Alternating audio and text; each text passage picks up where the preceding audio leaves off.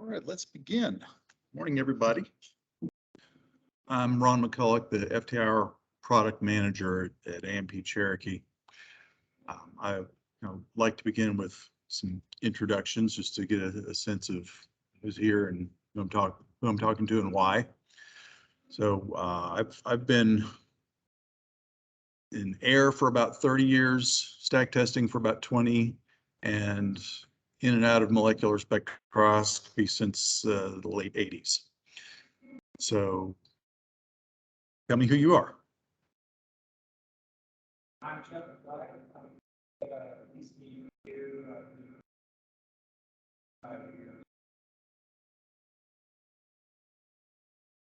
All right, Jeff, thanks. Okay. Lights largely in the field operations, there, work with FTIR.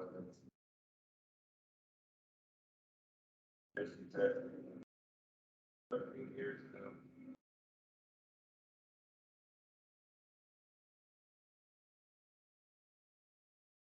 All right. Max Cameron, large parts of the field testing, FTIR, quite a bit. Okay. Kevin Sheridan,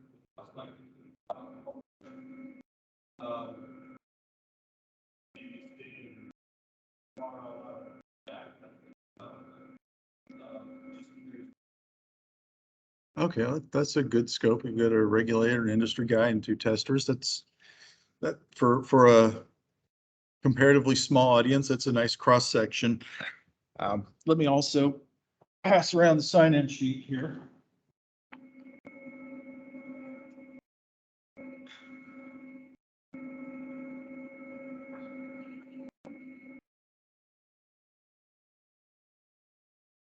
So I teach this content in some various forms, and generally my objective, regardless of who I'm talking to, unless I'm talking to people who are fairly expert, is first to demystify what's going on here. It's the technology, the methodology is a little bit different from your garden variety stack testing. That makes some people nervous. Other people, they just don't really grasp the differences, but they're not suspicious of it. Some people are suspicious of it because it's so different. So that's job one, is demystify it. I also want to give you a sense of some of the QA behind the methodology, what goes into validating the method and the measurements. Oh, I'm starting with fundamentals of the physical science here. So at the very beginning of this, a source emits infrared radiation. The source in this case is a electrically heated glow bar or something similar, not a satanic Pomeranian, but I like the picture. Oh, also, please ask questions, jump in. If you don't, this is going to take about an hour and a half, and it's going to be really boring. When I teach this in our shop, we get a lot of interaction. We take the better part of the day because people are engaged and talking about the topics and asking questions. So I don't want to bore you, but a lot of that depends on you. All right. So after the source emits the radiation, a gadget inside that box splits infrared radiation into a spectrum. Okay, that's visible spectrum, but so you get the idea. That infrared energy encounters molecules, bumps into them. Hi. Oh, welcome. Introduce yourself. My name is Craig. Diversified Energy Company. Okay, cool. Well, we just got started, so I'll back up. And no, it's just a couple of slides. And as I was just describing, I like to demystify this content for people. For a lot of people, what goes on inside of that box and with software is not what they're used to seeing. So I like to break it down into pieces that make it understandable, and you grasp the basics of what's going on physically, and a little bit of the software and a little bit of the methodology and why it's a little different from garden variety test methods. And please ask questions. At the beginning, the source emits infrared radiation. Gadget splits that into a spectrum of different wavelengths. That energy bumps into molecules. Molecules get excited. Not all of them. Anything that's homonuclear diatomic, like oxygen, nitrogen, those don't absorb infrared. But lots and lots of molecules do. So radiation bumps into the molecule gets excited. So this beam of radiations that's passing through this sample that has these molecules in it is less intense after it goes through because they've absorbed some of that energy. The detector tells us what's the difference there. So you may be accustomed to seeing, say, conventional gas analyzers, NOx analyzers, CO analyzers, so on. Those are typical in a SEM shack or in a stack testing trailer. They typically measure one or two analytes. Some of them, the ABB series can cram 5, 6 analyte benches into a box, but generally they're measuring one or two per unit. The multi-gas infrared analyzers measure dozens and dozens of compounds. Would someone mind getting the door?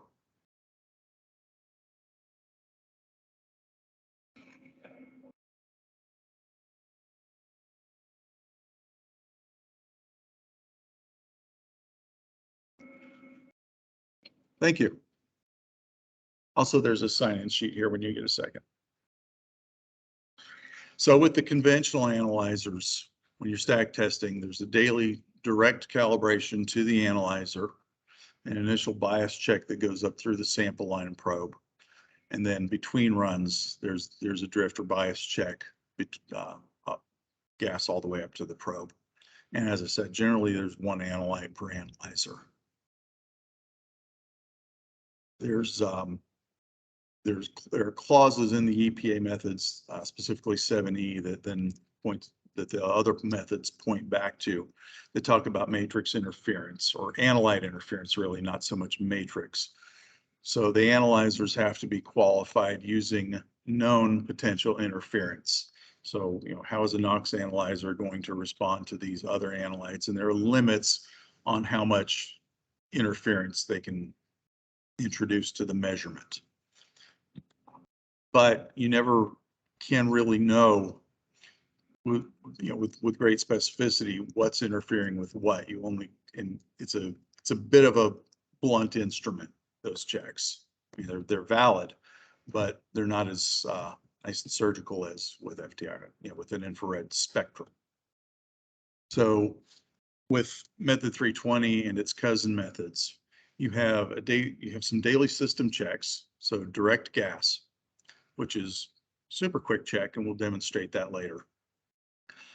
Initial spiking validation, which is really the big difference between the methods. This is a self-validating method. So the spiking validation validates not only the analyzer, not only the sample line, like your bias checks do, but the whole system, including the gas matrix that you're measuring. So that's one of the particularly analytically robust features about it. You do a calibration transfer standard CTS. It's really, it's a spectrum and stability check on the analyzer. Use a known gas, traditionally ethylene. Most people tend to use 50 or 100 parts per million ethylene for that gas. You're looking for a value that's very close to what's the cylinder tag value. In the method, that's a path length validation. The path length in the gas cell, which we'll get into in a little more detail later, never changes. But from some of the earlier iterations of technology, that wasn't necessarily always the case.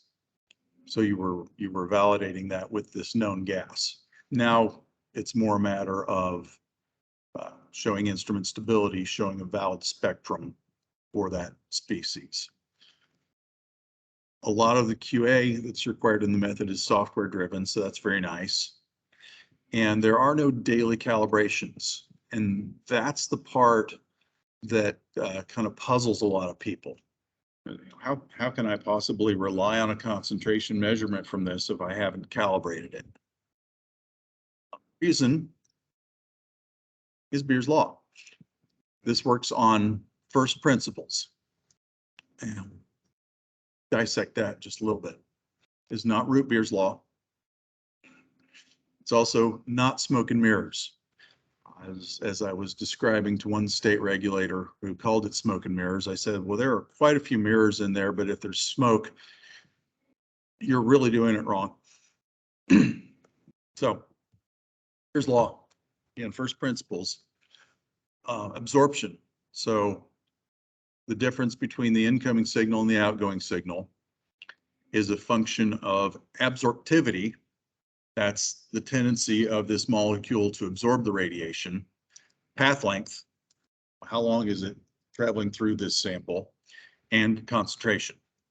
So, well, better way to discuss Beer's law than with beers. So I've got an IPA and a stout here.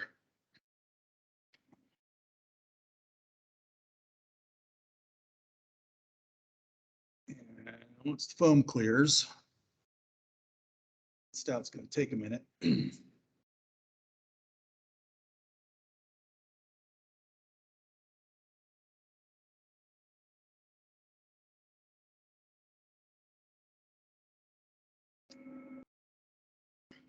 The stout has quite a bit more absorptivity than the IPA. It's absorbing a whole lot more radiation. Now, I hope this will work with the IPA.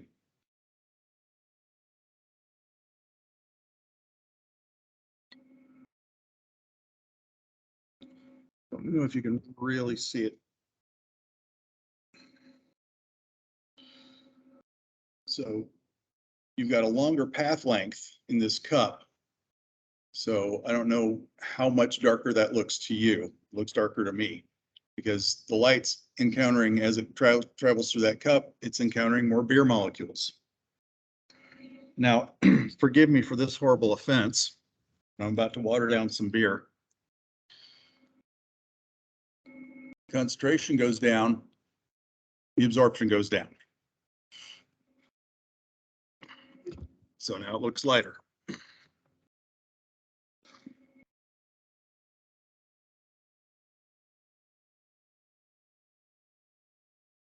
And the beers are up for grabs. That's right. So that never changes. Analyzer to analyzer, that relationship is fundamental. Oh, another illustration, it's visible, not infrared, but with higher concentrations, you get, as concentration goes up, absorption increases. So A equals epsilon BC, absorptivity, path length, concentration. That's Beer's law. You can make it more complicated than that. But that's the reduced form. So that is the relationship. So once a response curve is established for a given model of analyzer, it's good for every other copy of that model of analyzer. So we validate that the whole system is working with a known gas, but we don't have to recalibrate it. Oh, taking a little bit of look at the spectrum here, and I'm sure most of you saw this in high school science class. We're looking at a slice of the whole electromagnetic spectrum. So wavelengths just longer than visible, but not as long as radio. In terms of physical scale, talking about wavelengths that are more or less about the size of a needle point, compared to visible, which tends to be about the size of little single cell critters. So we're all accustomed to talking about frequency. How quickly does it vibrate? Cycles or vibrations per second. Wavelength, that's the speed of light divided by frequency. We measure that in meters to nanometers typically. And then in spectroscopy, we like to deal with wave numbers. So that's, that may seem a little curious on the surface. Why not wavelength? We're dealing with 1 over wavelength. And the reason why is that energy tends to be linear in relationship to wave number. And we're science people, we like linear things. We can deal with second order or logarithmic curves, but we really like straight lines.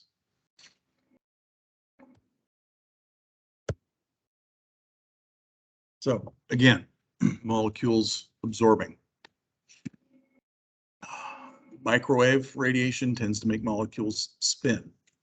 That's what gets your coffee hot when you stick it in the box. Infrared makes them vibrate. Ultraviolet can make them vibrate or make them come apart. So infrared from the sun makes us feel warm. Ultraviolet from the sun breaks apart molecules, does damage, gives us sunburn.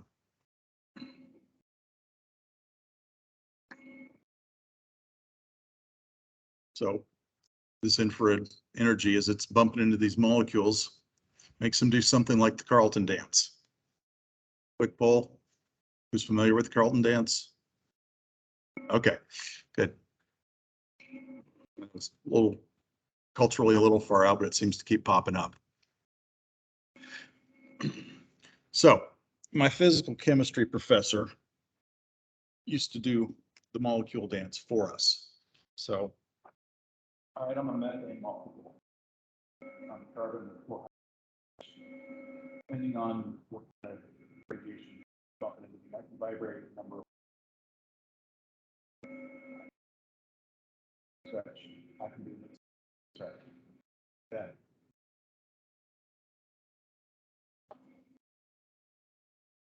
So those are the things that Carlton can do.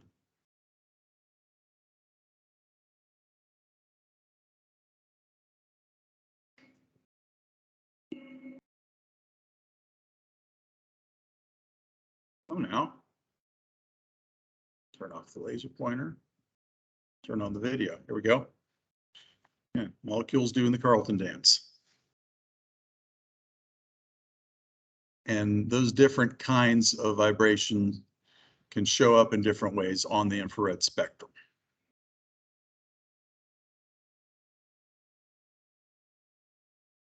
So we're dealing with the raw spectrum here. This is a spectrum, just an infrared spectrum, what the detector sees across the different wave numbers with a little bit of water, with traces of water and CO2 in it. So this mountain ridge shape here, that's at any point along there, except for when you get these downward features, that is 100% transmittance at that particular wave number. And that's a function of how the infrared source emits and how the optics and electronics and detector deal with that signal. But again, we kind of like straight lines. We don't like mountain shapes and trying to discern what's happening here. So well, not ultimately, but next step in the process, and again, we'll look a little more closely at that a little bit later. We like to have a comparatively flat baseline here. So that's full transmittance, 100% or value of 1 here. And then we get absorption here that diminishes the signal. But also, when we get a response, we like to have a positive signal, not a negative signal. We like increases in concentration to result in increases in response. So we flip this thing upside down. Now, how do we do that? Absorbance is 2 minus the log of transmittance. So easy arithmetic, and even easier because the software does it for you. Questions so far? All right. So looking at a CO2 absorbance spectrum here.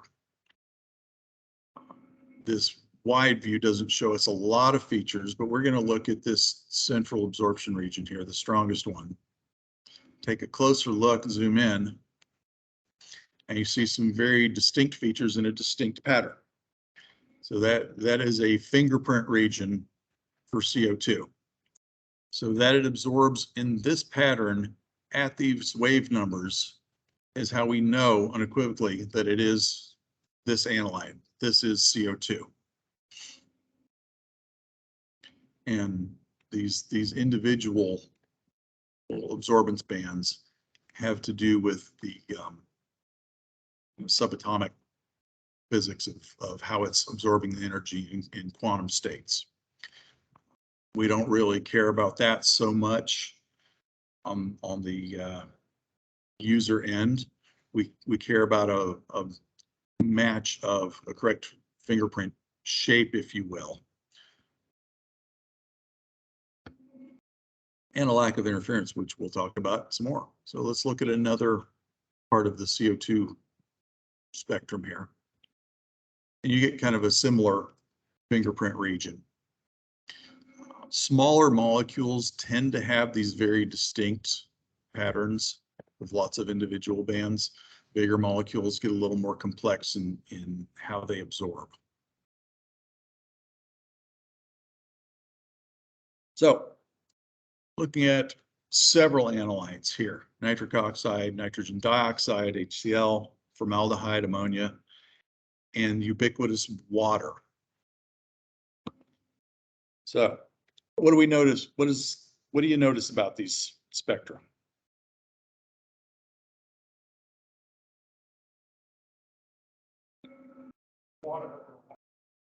Water overlaps with a lot of them.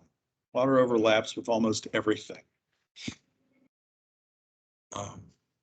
But not just water.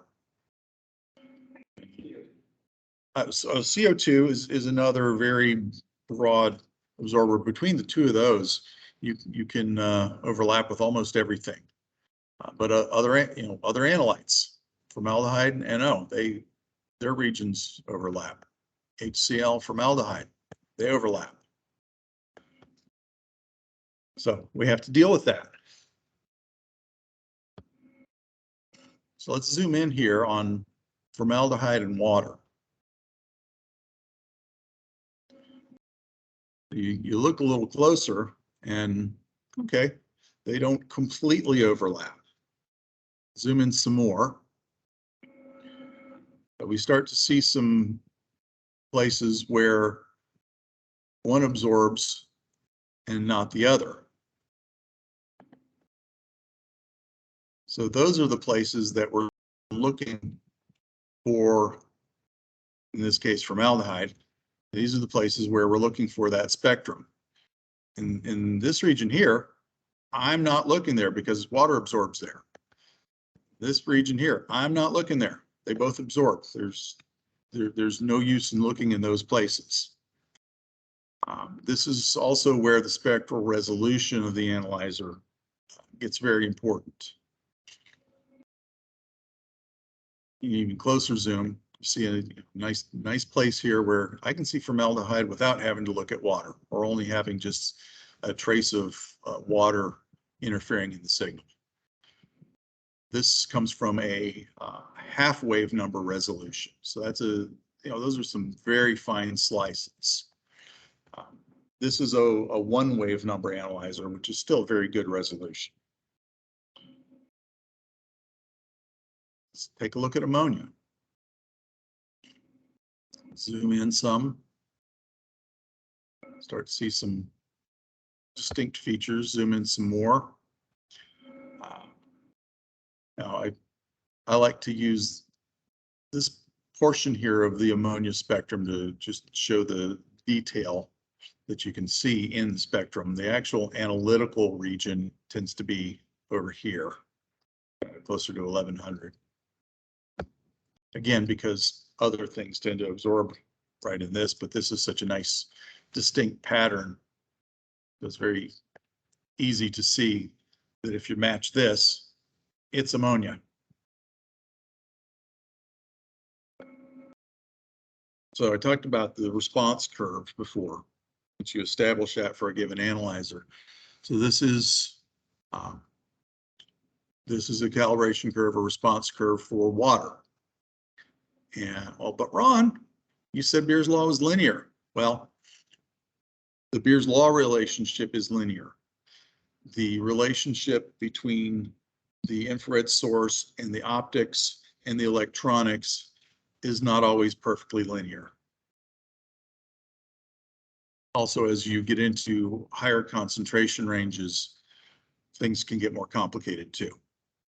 But it's still pretty linear, and it's a really good, excellent fit curve. So that's the curve. Now, this is from an MKS analyzer.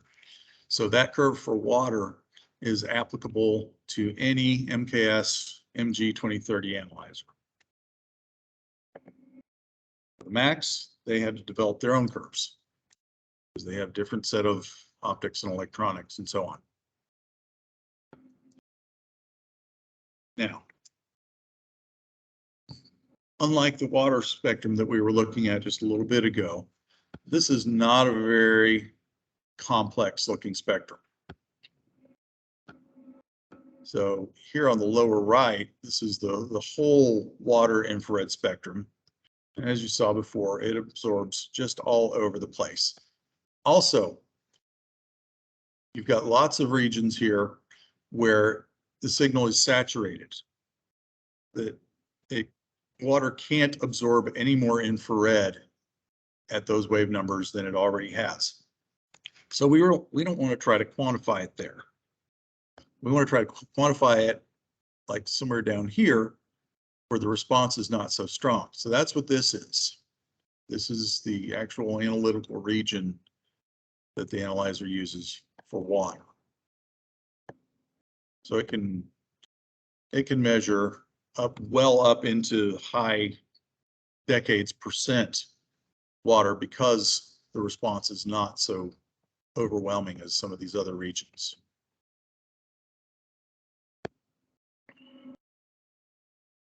So there's our curve again for water.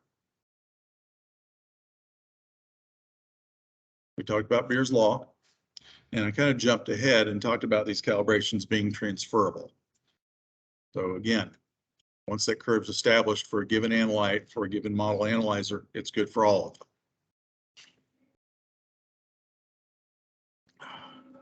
So how does this magic box do all these things?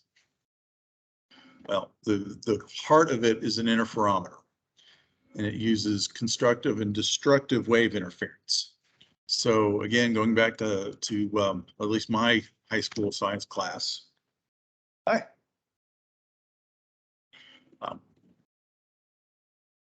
I don't know how many of you did the rope demonstration for wave interference. So two people stand across the room stretching out a rope. If you both flick it upward at the same time, these wave fronts travel together, and then when they meet, they add together, and then when they move on, they go back to their original intensity, minus any friction losses. And if one flicks the rope up and one flicks it down at the same time, they travel like this, and then when they meet, they cancel. And then when they resume, they're back together. So that's constructive interference and destructive interference. So that's what's happening in this interferometer.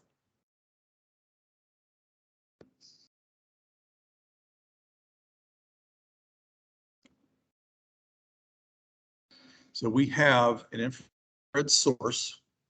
We have a beam splitter. Part of the beam goes to one mirror. Part of the beam goes to another mirror. Then they come back together. This passes through the slit. They come back together and meet the detector. This animation shows two moving mirrors. These tend to have one moving mirror, but the effect is the same.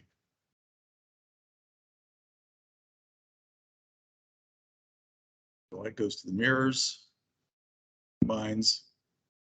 As the mirrors move, the signal goes, the two combined beams go in and out of phase with each other.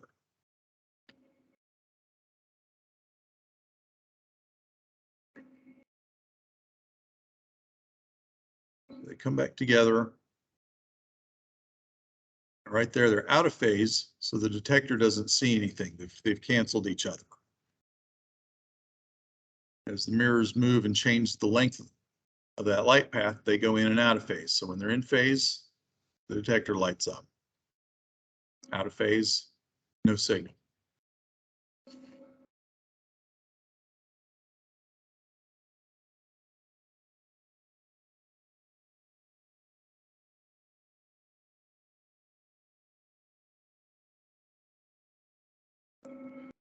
Again, with the rope demonstration, this one's less vivid.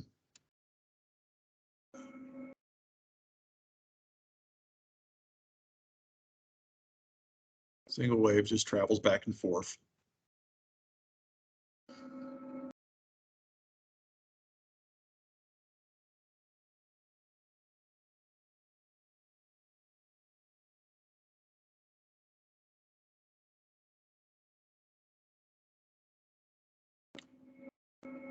With destructive interference, right here where they meet, they cancel.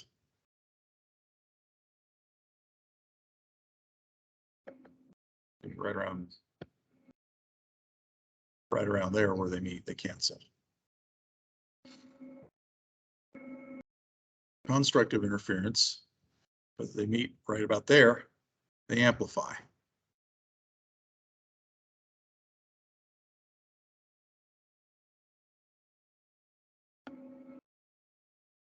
So that's what's happening with infrared waves inside that box.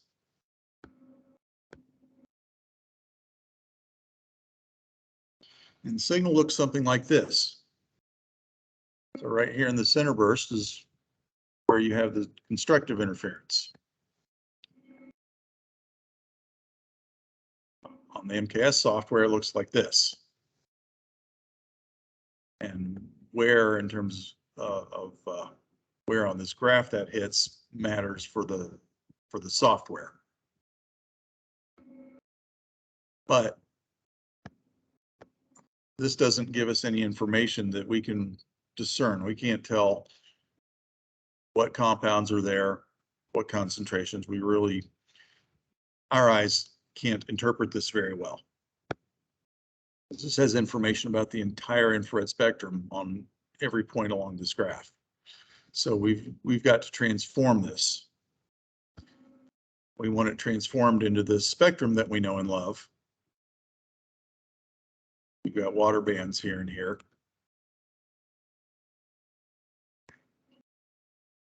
And here to explain how is a Scandinavian mathematics professor.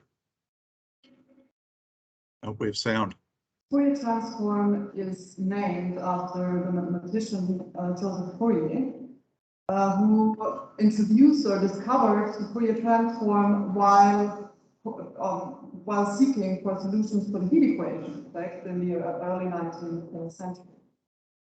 He postulated that every function, continuous or discontinuous, can be decomposed into sinusoids, into sines and cosines, which is not completely true, but it's true in the kind of functions and signals that we encounter in everyday life, like television signals, cell phone signals, electromagnetic waves, or even the price evolution of your favorite stock market. So what is the Fourier transform? The Fourier transform is both a term used for the transform itself, but also for the transformed function itself. The Fourier transform transforms the function in time or space to the so-called frequency domain. So that means that the function, the transform function, encodes how much of every frequency, so how much of a sinusoid of a particular frequency is present in the signal. Since its discovery, it had wide-ranging consequences, not only in mathematics, but in physical sciences in general. Well, in inverse problems, for instance, one of the main problems that people are dealing with is magnetic resonance tomography, where the problem is to reconstruct an image from only a partial knowledge of the Fourier transform. Was that perfectly clear to everyone? There'll be a quiz. I said Scandinavian. I think our professor is German Scandinavian, but anyway. So don't worry, you don't need to know all that. But it's fun to tease people with it. So here's the math. And the neat thing is the software does it for you. So you don't have to remember any of it, but it's useful to know that there is a transformation mathematical function that gets you from a signal that you can't interpret to one that you can. So one that's time-based, or position of the mirror in which is consistent with time. We want one that's frequency-based. So go from the time-based here to the frequency-based.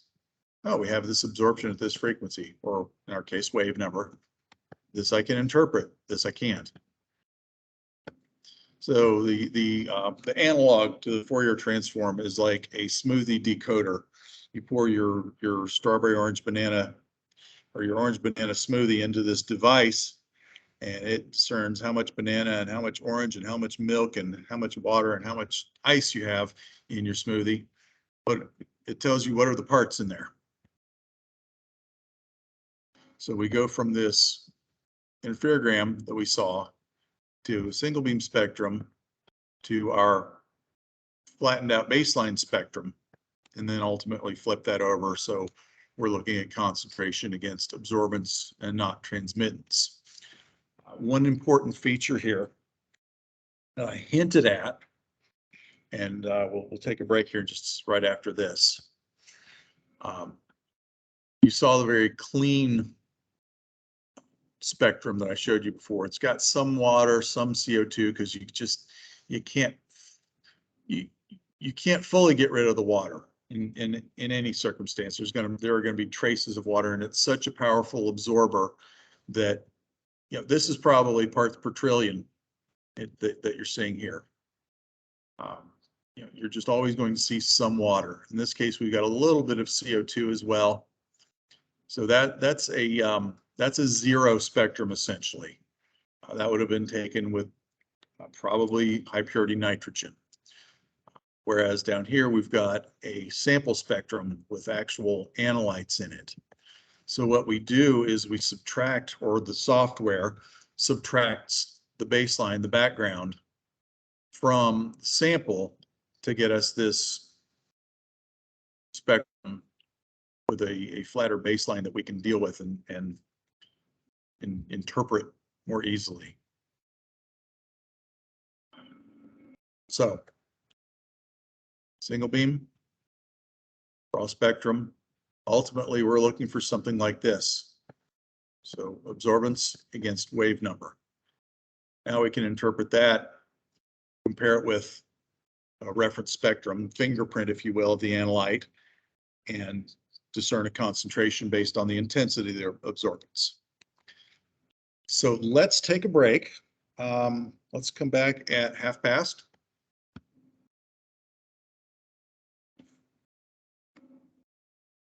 And again, please ask me questions.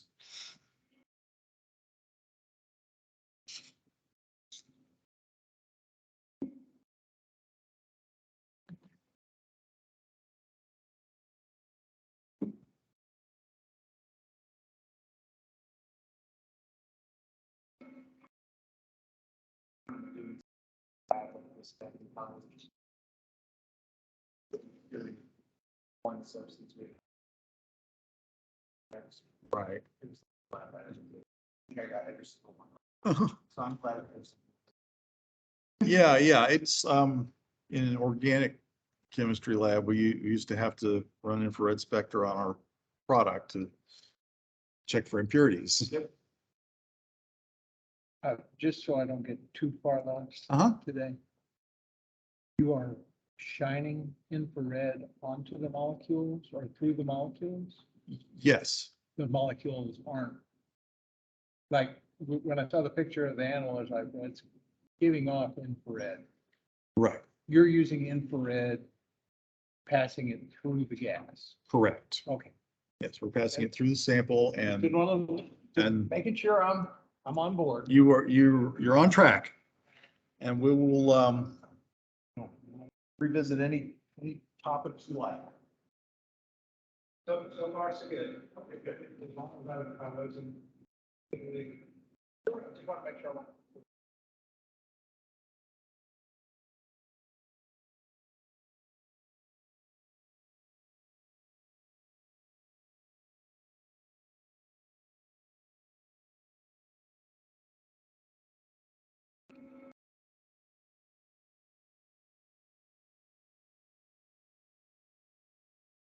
That max IR, that it's got a little bit less residue.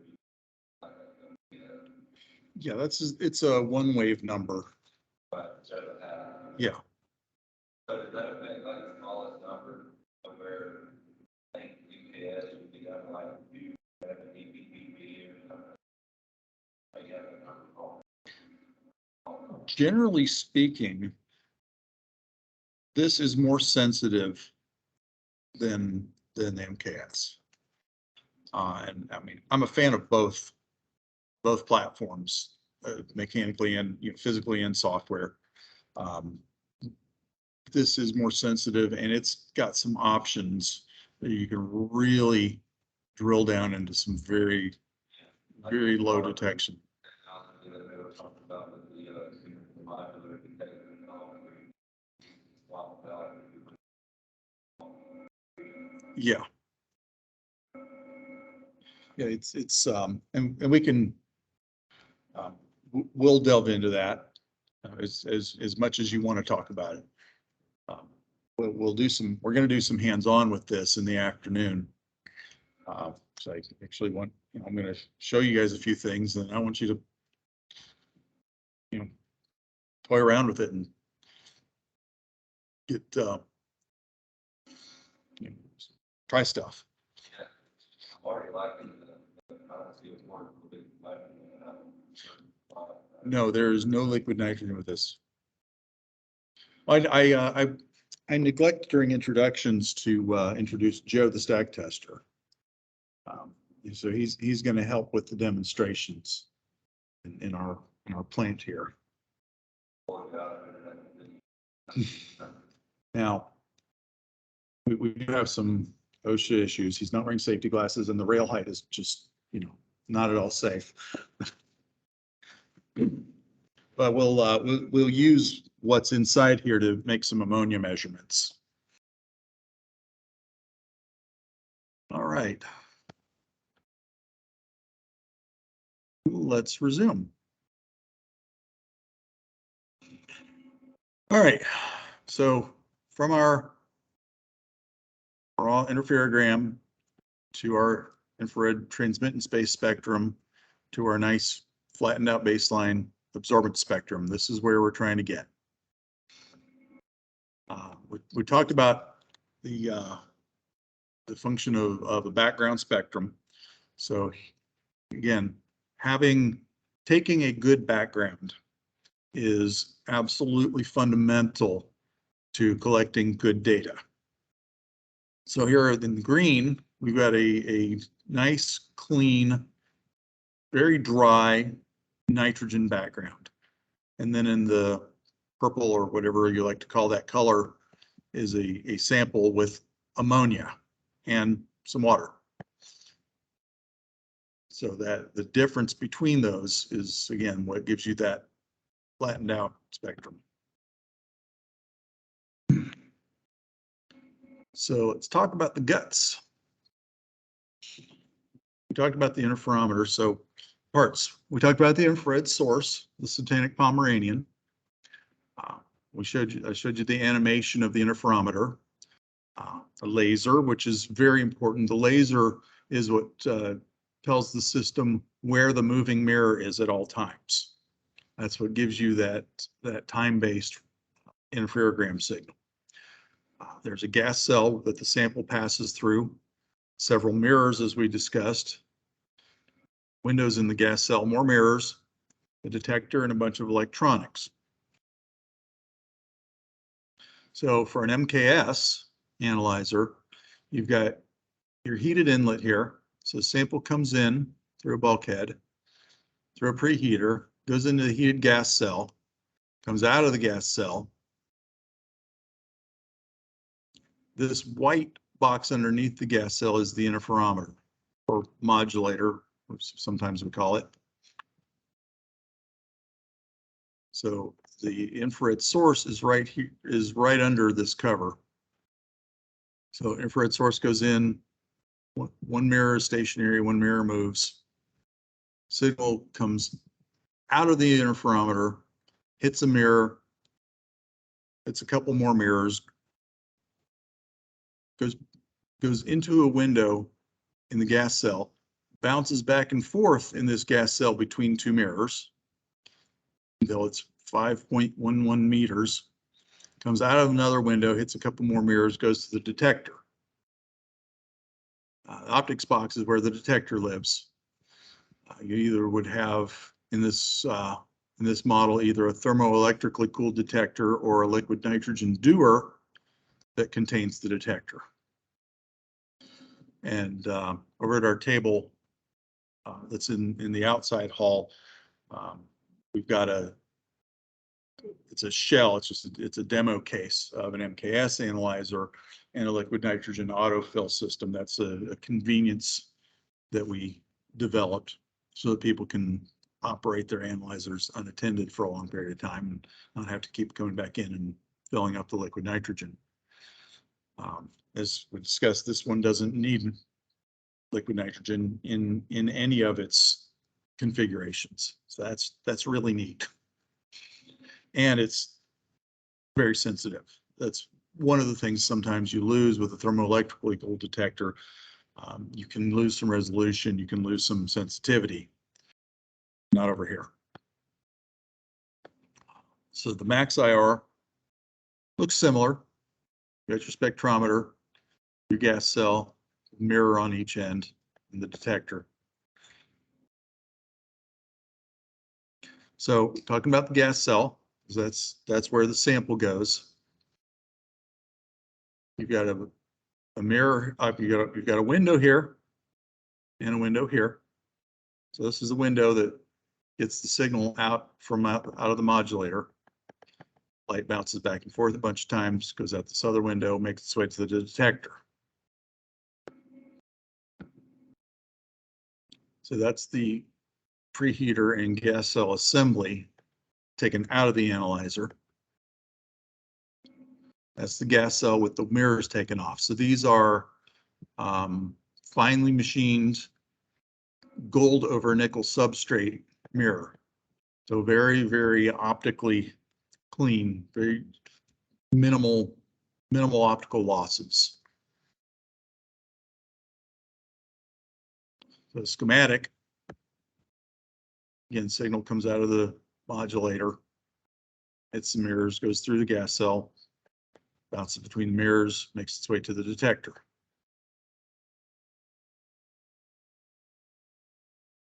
So behind this red dewar, that's what holds the liquid nitrogen to keep the detector cold. There's a window, you can just see the edge of it. That's where the light comes out of the modulator, hits a mirror, hits a mirror, hits a mirror. Then does its thing with the gas cell, comes out of the gas cell, hits this mirror, another mirror, and the detector. So as I said, lots of mirrors, no smoke. Question so far?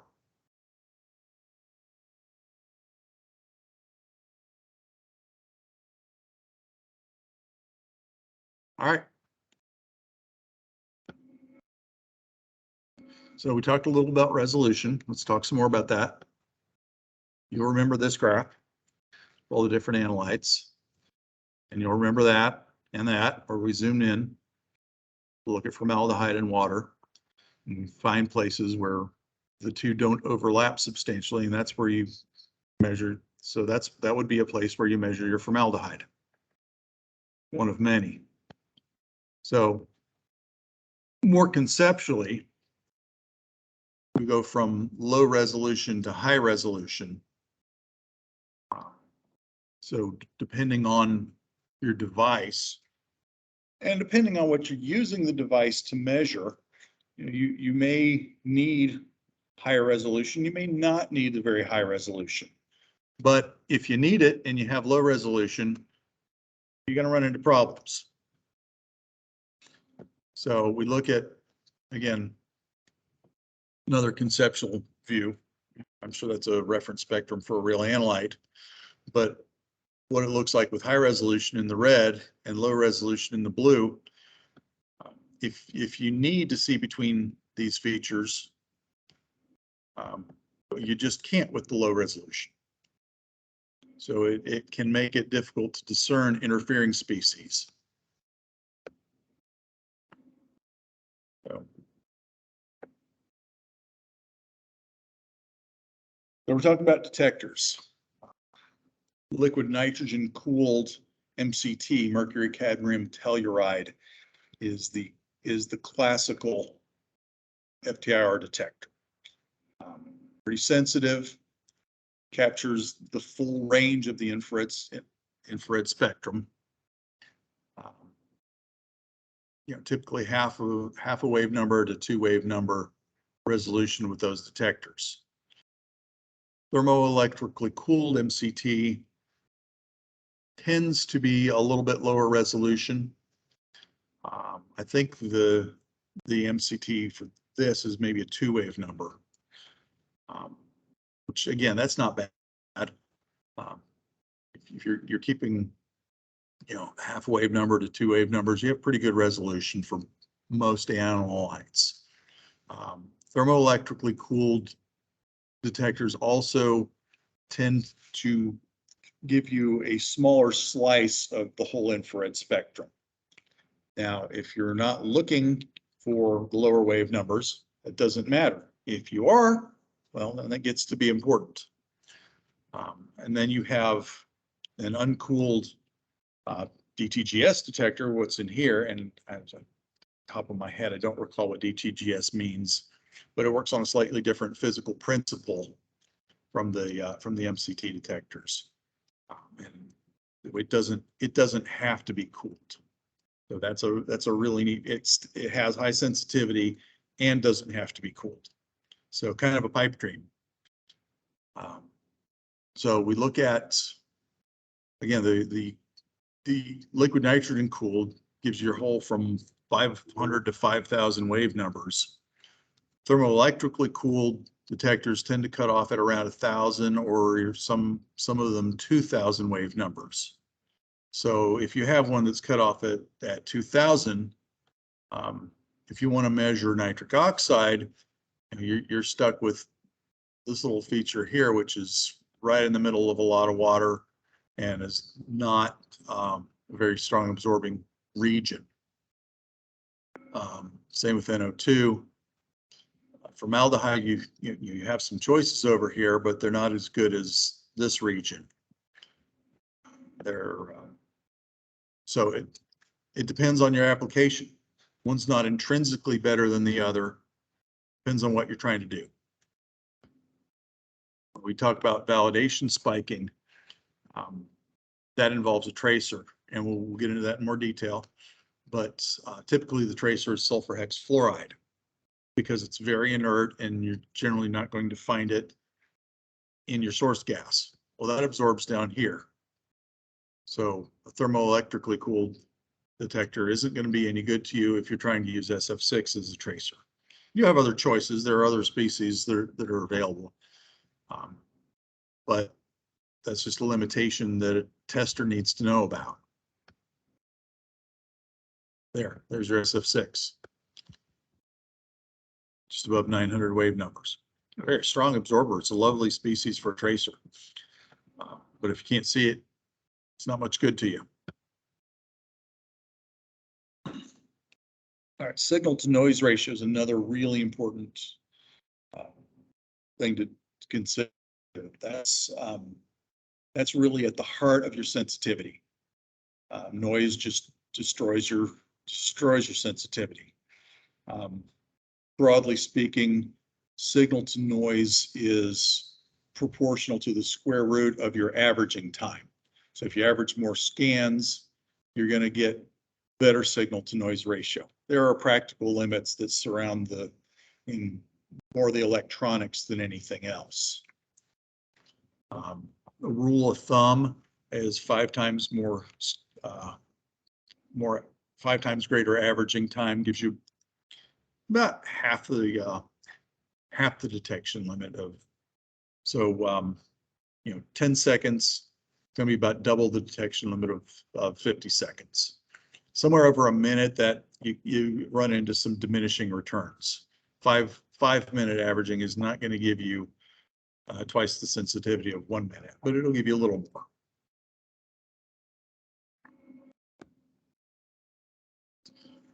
That's a snapshot of a signal to noise check on the MKS. And it's looking at 3 different bands here of the spectrum. So around 1,000, around 2,000, and around 3,000. And that near 4,000 value in those lower wave numbers, that's really good. That's a really nice, super healthy signal to noise. Yeah, we've got one older one in our shop right now that's behaving like that. Some of the older ones I'm looking for. We're on 2,000. Okay, it's good. So to have 4,000, that's just lovely. And in my experience, the condition of the mirrors and windows influences that as much as anything else. You get some microscopic etching on that gold over time, and until you place or refurbish those mirrors, that's just what you've got. So here's the heart that I really like to show end clients and regulators in the field is, how do I really know this is the compound I say I'm measuring? If I take out a CO analyzer or a NOx analyzer, I have a pretty good idea that it's responding to that species and not other things. We've done interference checks, but we can't absolutely rule out other compounds contributing to that signal. Well, with FTIR, you can. So this is snapshot of HCl. I believe that's from a real source, a sawdust fired boiler. So the blue is the reference. The blue is what the HCl spectrum looks like in real life. The red is our sample. And we see there's a really, really good match here between the two. So I can at a glance unequivocally say, yes, HCl is present there. You may notice here a little gap where we're not, well, several gaps. We don't have any red sample signal here, or even here. In the case of between these features, it's because there's no meaningful information in these gaps. In the case of this gap here on a feature, it's undoubtedly because something, probably water, also absorbs right there between them. So we just ignore that. We call it picket fencing, where we just don't look at that slice of the spectrum because it isn't just our analyte, it's our analyte and something else. So it's not useful to us. Another thing we were interested here is the residual here at the bottom. That's the difference between the red and the blue. And we notice that the intensity of the residual is 0.015. It's about 10% of the signal. So that's pretty good. We don't have a lot of leftover signal that might be from something else. This is in all likelihood just from noise. And it's 10% of the signal because we're here in kind of the lower analytical range in the single digit ppm. Detection limit for this application is maybe half a ppm. Carbon monoxide, another really great example. Absolutely, unequivocally, that is carbon monoxide. And if you want, I can later on show you some other examples of other gases from real samples where we can see a good fit and a bad fit. I should have put a couple of bad fit examples in here just to show you the difference. Questions? All right.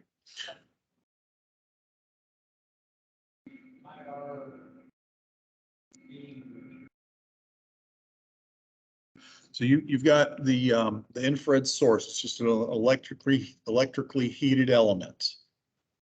So you're supplying that with a constant voltage, so that you keep a steady incoming level of infrared. And then the interferometer is what breaks up that infrared spectrum, separates it into its different wavelengths.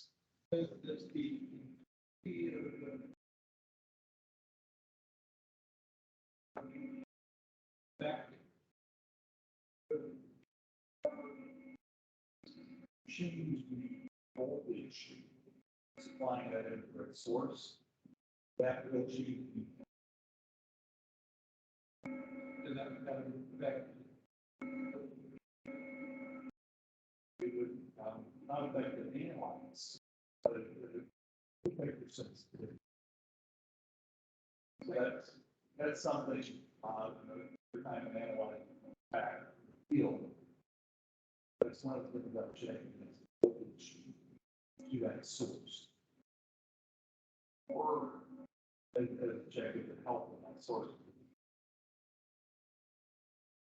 Best. But also that that base that our mountain shape, that will reference any given time I can see what did it look like on this analyzer before. And if that is changing, you know, the more region, the shape changes. Let's see if I can locate that. We're running to.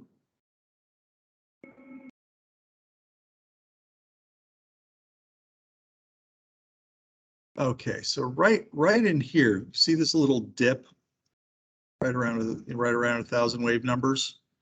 Now that's an extraordinarily healthy spectrum right there. Usually that dip comes down a little bit lower, but I like to track that dip over time, because when it gets down to about half of the intensity of this little peaklet here, Also, when I start to get some noise right around here in the spectrum, those are signals that my infrared source is beginning not to perform well. And in particular, the noise right here around 500 is telling me that that infrared source is starting to oxidize. So you do want to have stable power supply, and these do have stable power supplies. You certainly don't want that voltage varying over the course of a test. The software is still pretty good at making corrections for drifts in baseline intensity, but you'd rather not have it have to do that.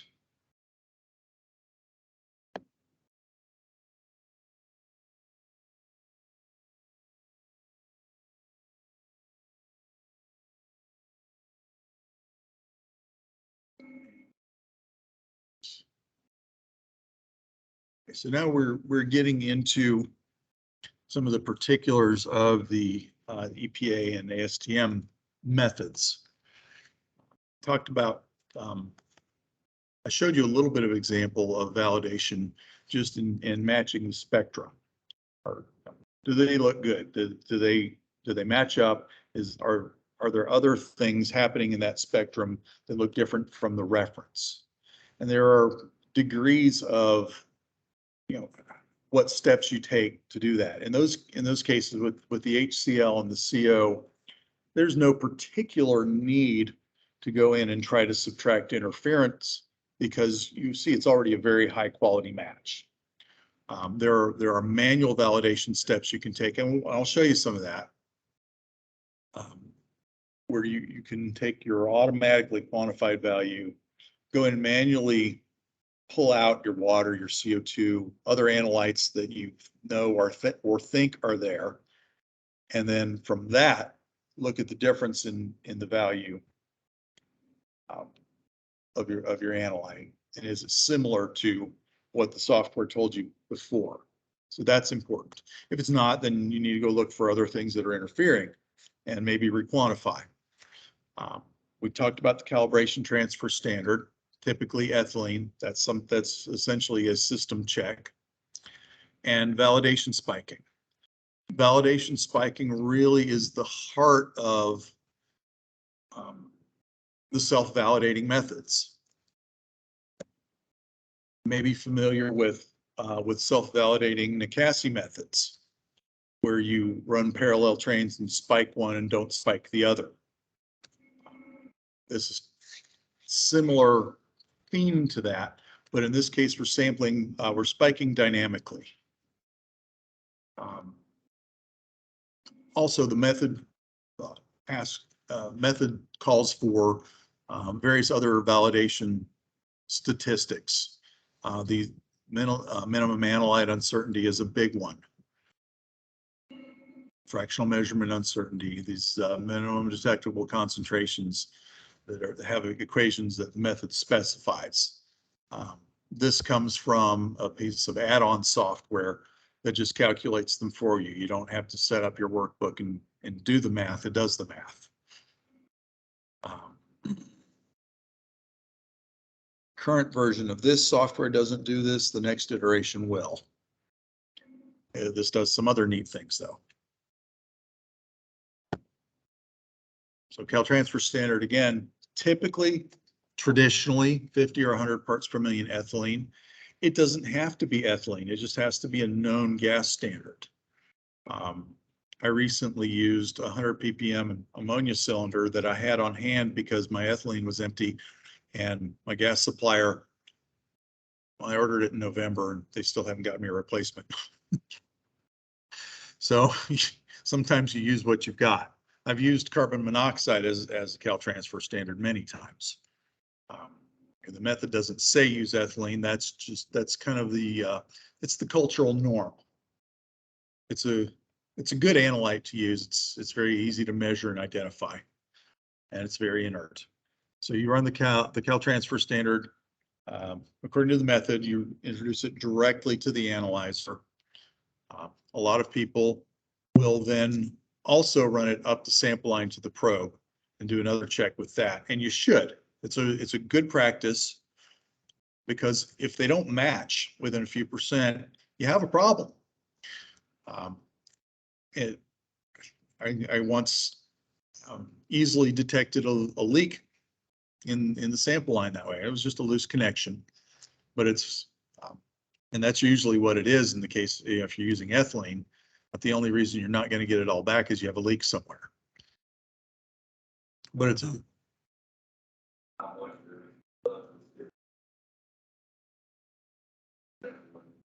yeah, a cold sample line. That's that's another reason.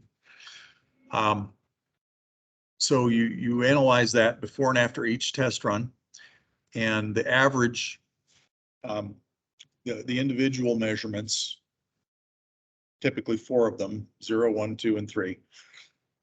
They need to be within 5% of the average of all of those. That shows us analyzer stability.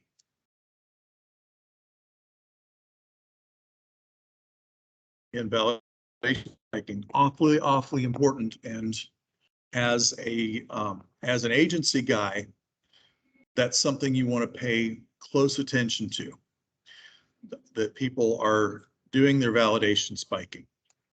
So the first time you sample a given source type, let's say a coal-fired boiler, garden variety coal-fired boiler, you need to do 12 replicates of unspiked, spiked, unspiked, spiked, unspiked, spiked. That's method 301 validation. Method calls out specific statistical measures.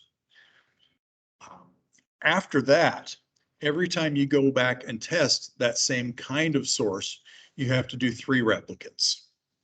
So you need an initial validation of 12 for a source type, and then every single time you test, 3 replicates. For method 321, HCl for cement plants, it's a little different. You do a pair before and after each test run, which is its own set of challenges, because HCl is already one of the more difficult analytes to recover, just because it's so reactive and so soluble. But you have to do it. And if any of the testers want to talk about techniques, love to compare notes.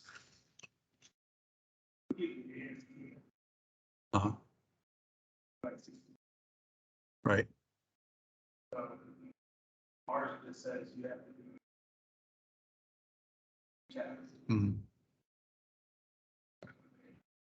Yeah. Of course, it depends on the what the NESHAP says or what the permit says.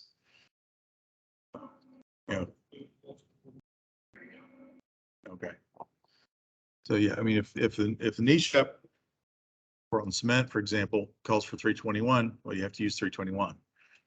Yeah. Yeah.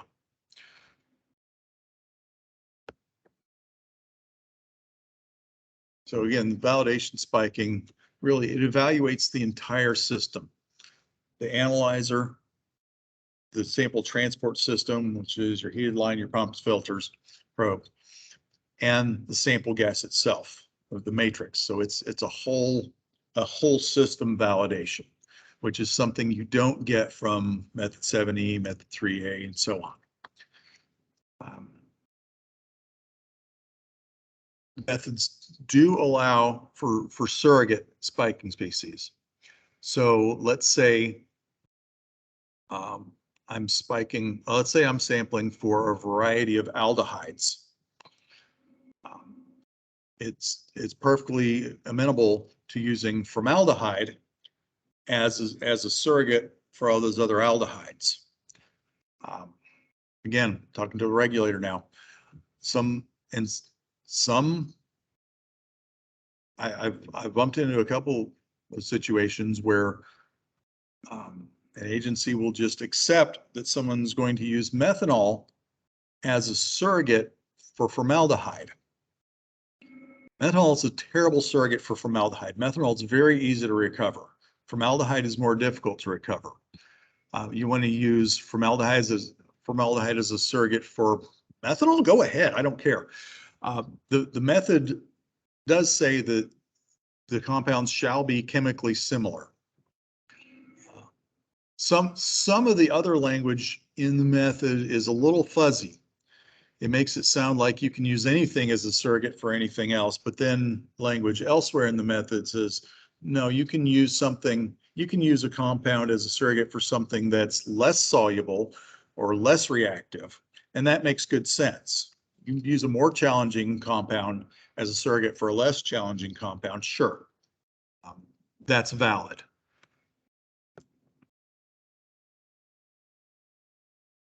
So back to spiking, or still on spiking. So we're doing dynamic spiking, which means we're introducing analyte as we're sampling the stat gas. We want to replace no more than 10% of our stat gas with an analyte standard. And the way we know that is because there's a tracer that's in our spiking standard bottle. And typically SF6, could be ethylene, especially if you're using one of these other configurations, be it a filter that chops out some of the spectrum, or a thermoelectrically cooled detector that doesn't see the lower wave numbers. But SF6 is kind of is the classical tracer. Yeah, because it's so easy to measure and it's not going to be in your stat gas. So here's an example, a very sloppy example. I threw this together just for the sake of the illustration, but an example of an HCl spiking sequence. I say sloppy because I got to 2 or 3 stable values here and then went back to just the stat gas. This iteration right here is a good example of where it's stabilized, and then I had several stable values. But again, my point was not to, my point of this was not regulatory compliance, but just to illustrate the sequence of spiking validation. So we've got our analyte here, HCl, we've got our tracer here, SF6. And I talked about adding no more than 10%. The SF6 in the cylinder was at 5 ppm. So I'm looking for just less than 0.5 ppm at the analyzer. That's how I know, that's what tells me my dilution ratio is roughly 10, 1 to 10. So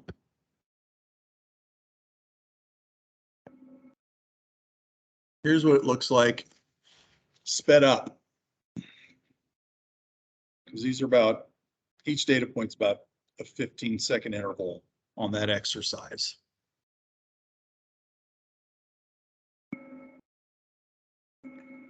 One spike, one spiked iteration. So we did an unspiked, unspiked, spiked. Now we're unspiked. Turning the spike gas back on.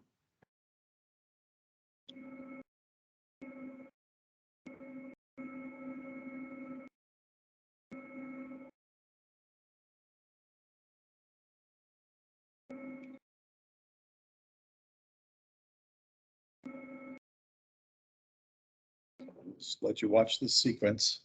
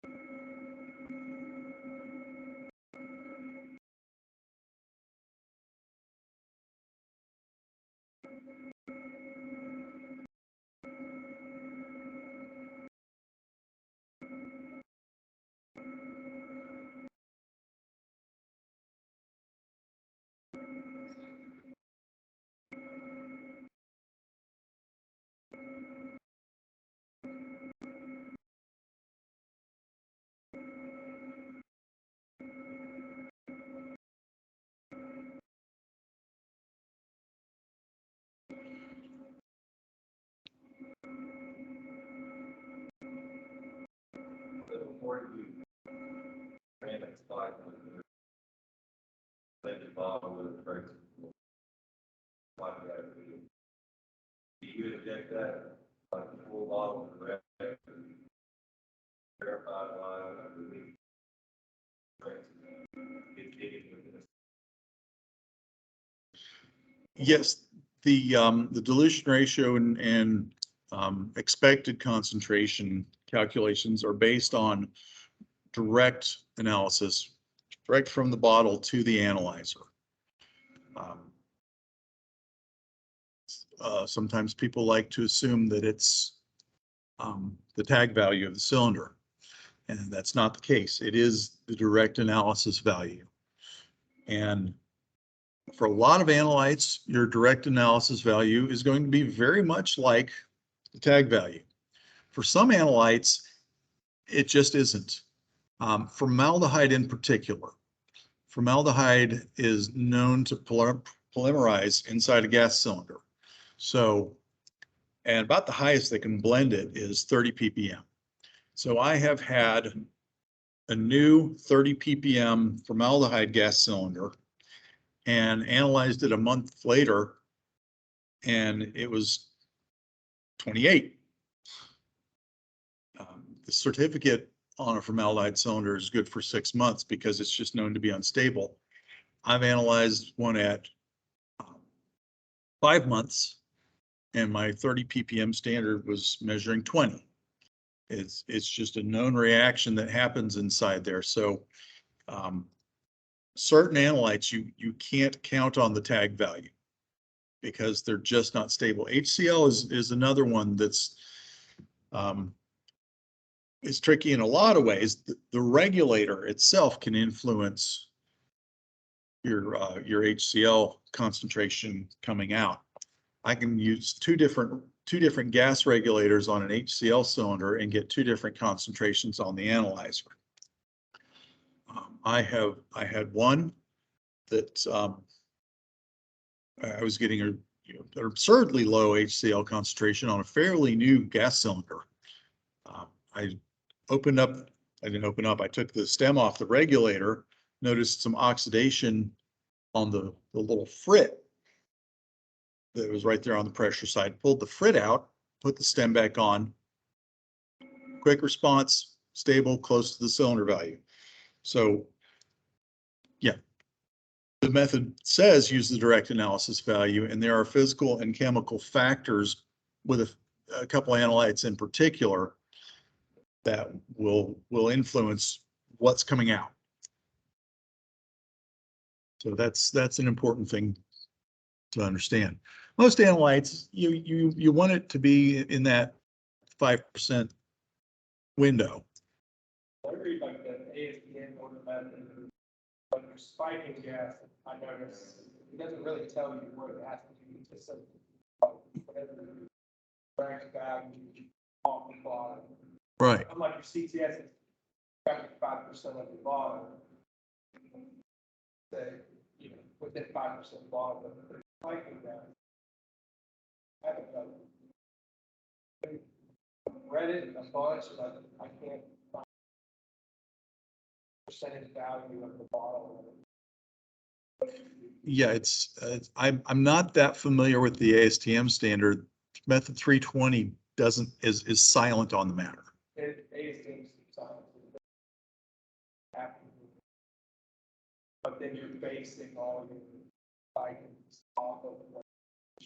Yeah, and I'm particularly with HCl and formaldehyde, I'm really glad it says that because you'd be doomed to failure. And we don't. Mhm.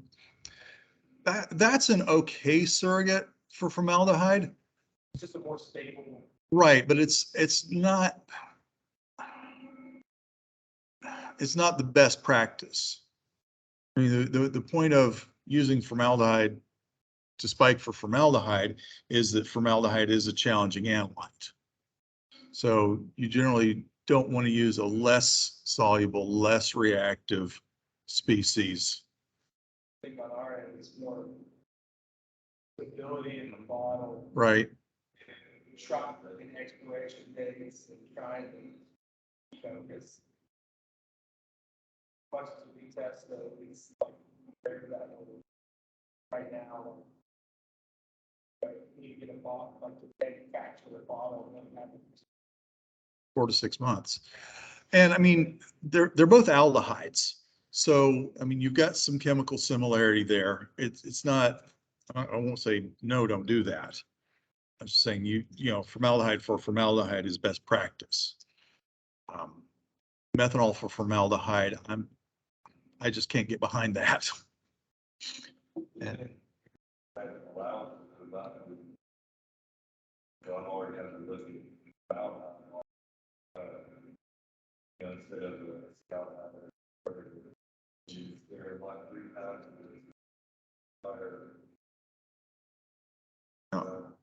oh, it's terribly expensive. It's like $2,500 a bottle. And long lead times. And yeah, not stable. It's not ideal, but that's just the chemical physical reality that we're dealing with.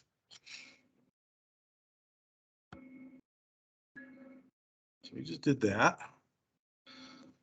So here's what a summary graph of a 301 validation study looks like. So in blue, we've got the spiked concentrations that we measured. Orange is what we calculated our expected concentration. And then the gray is the percent recovery. So your expected concentration is a weighted average. So you have your native unspiked concentration, and you have your cylinder gas concentration. And so if you're spiking 10% of your total sample volume, then your expected concentration is going to be 0.9 times your native plus 0.1 times your cylinder gas concentration. Of course, that 0.9, 0.1, it's almost never exactly that, but that's the concept. Then a summary table of all that. So the native, the unspiked concentration, the measured concentration, the calculated expected concentration. Again, your spike volume fraction, you want that to be no more than 10%. Now that spiked to native ratio, that's another consideration. It's not explicit in the methods. Generally, we like our spiked concentrations to be, kind of within an order of magnitude of the unspiked concentration. We don't always have control over that.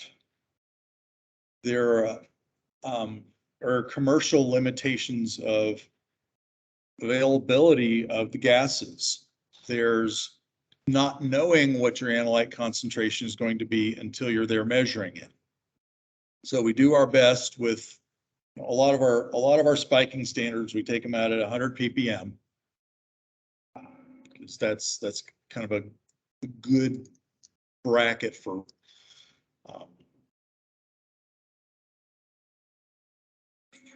most spiking applications.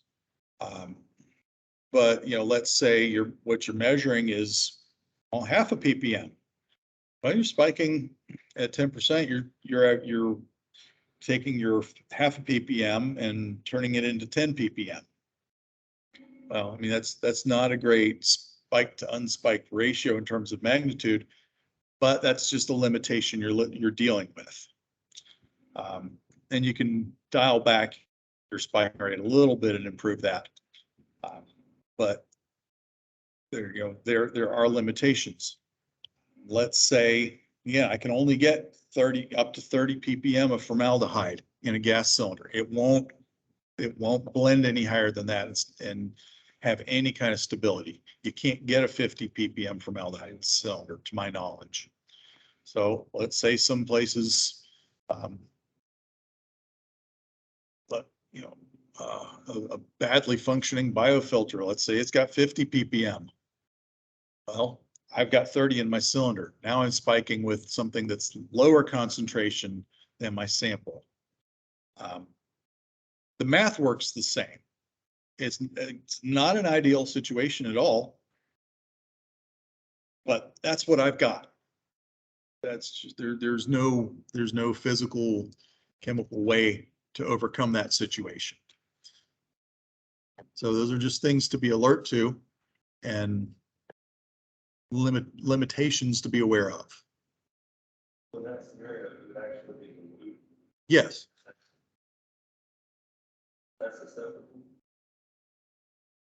it's just, That works, then we would be negative.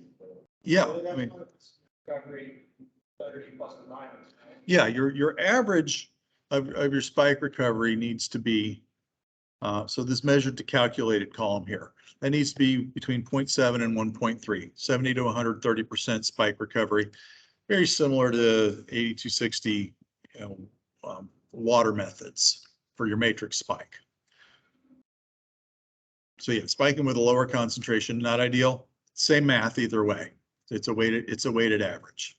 And sometimes in a circumstance like that, you know, they might want to see you spike air, just sample air and spike that and validate that your system is at least performing correctly, even though your sample matrix is a higher concentration. I've heard of agencies just letting someone do that in general in an extraordinary circumstance, because the testing has to be done and we're just up against limitations that nobody can control.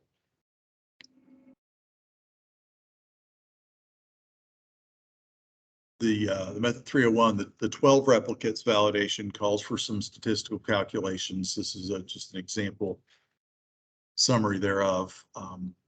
So even if the bias is over this threshold that the method specifies for being significant, if the relative bias is still within the acceptable range, then the test is acceptable. Perfect world, insignificant bias, and we don't even care about the relative bias.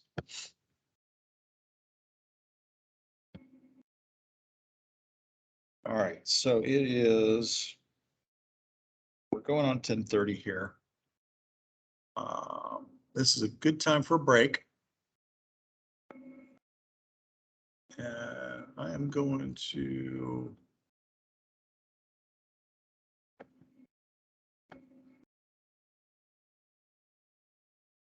go ahead and stop the